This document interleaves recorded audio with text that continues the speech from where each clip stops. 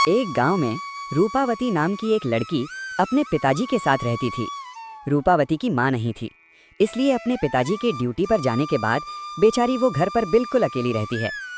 एक दिन रूपावती अपने पिताजी से कहती है कि पिताजी, मुझे माँ ला दीजिए या फिर दादी ला दीजिए, क्योंकि मैं घर पर अकेली रहती हूँ। बेटी, अब मेरी उम्र हो गई है। इस उम्र में मैं तुम्हारे लिए माँ नहीं ला सकता, क्योंकि अब मुझसे कोई शादी नहीं करेगा। लेकिन मैं तुम्हारे लिए एक गाय जरूर ला दूंगा। हर संडे गांव में जानवर का बाजार लगता था। वहां से रूपावती के पिता उसके लिए एक गाय लेकर आए। बहुत अच्छा है पिताजी, आप कितनी सुंदर गाय लेकर आए हैं। मैं इसका नाम मुनी रखूंगी। अब रूपावती अकेली नहीं रहती थी। वो रोज मुनि के साथ खेलती थी।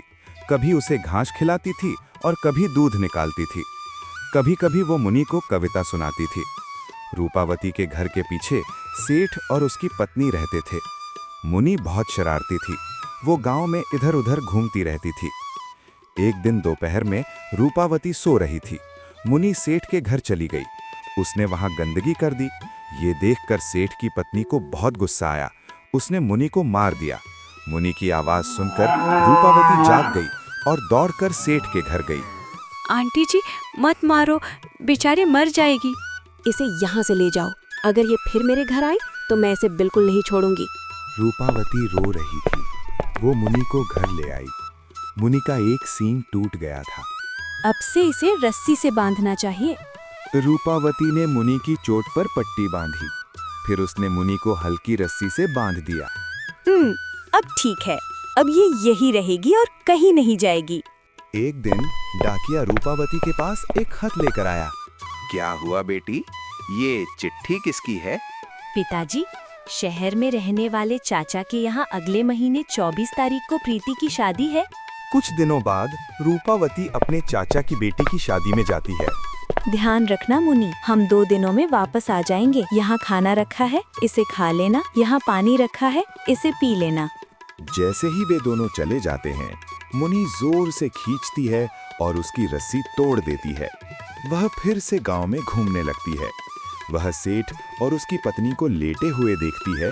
वह उनके घर के अंदर जाती है और उनके चेहरे पर गोबर लगा देती है।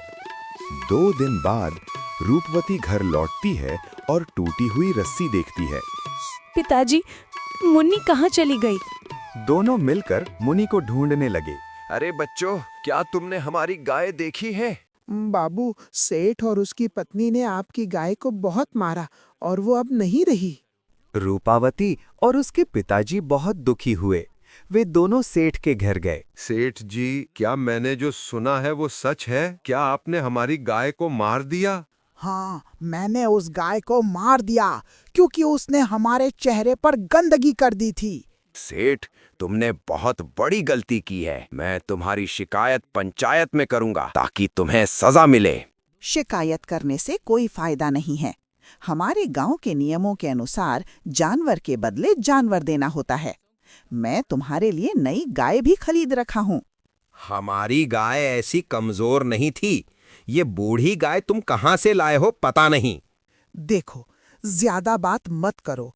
गाय के बदले मैं तुम्हें एक गाय दे रहा हूँ। अब झगड़ा करने की क्या जरूरत है? कुछ भी कहने से पहले सोच लो। तुम्हारी एक प्यारी बेटी है। बूढ़े, तुम क्या करोगे? मुझे करके दिखाओ। ऐसे घमंडी लोगों से झगड़ा करना बेकार है। रूपावती और उसके पिताजी उस बूढ़ी गाय को घर ले गए। पिताजी, मुझे मुनी ही चाहिए। रूपा, मुनि अब वापस नहीं आएगी। चलो इस बूढ़ी गाय को प्यार से पालते हैं। रूपावती ने बहुत ध्यान से उसका ख्याल रखना शुरू किया। उसकी सेहत धीरे धीरे ठीक होने लगी।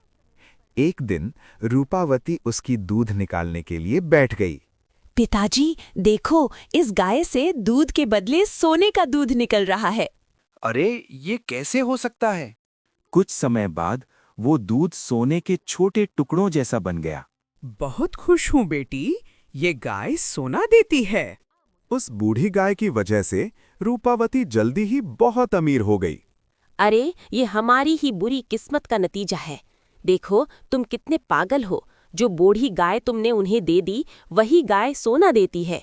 अगर वो हमारे पास होती तो हम भी अमीर हो जाते। वो सोचने लगा कि सोना देने वाली गाय को कैसे वापस लाया जाए। फिर उसने रविवार के बाजार से एक अच्छी गाय खरीदा और रूपावती के घर ले गया। क्या हुआ सेठ जी, आप हमारे घर क्यों आए?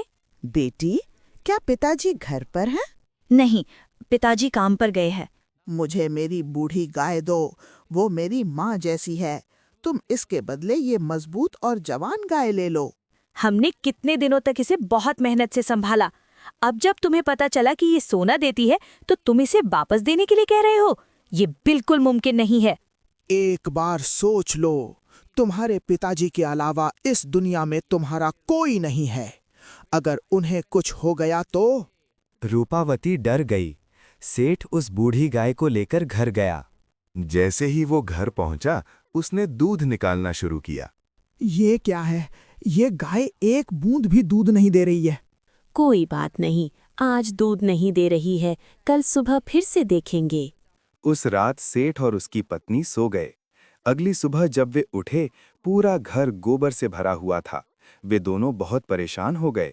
जब वे बाहर जाने की कोशिश कर रहे थे तो वे गोबर में फंस गए और मर गए। इसीलिए बड़े लोग कहते हैं कि जो दूसरों के साथ बुरा करता है उसे बुरे परिणाम झेलने पड़ते हैं।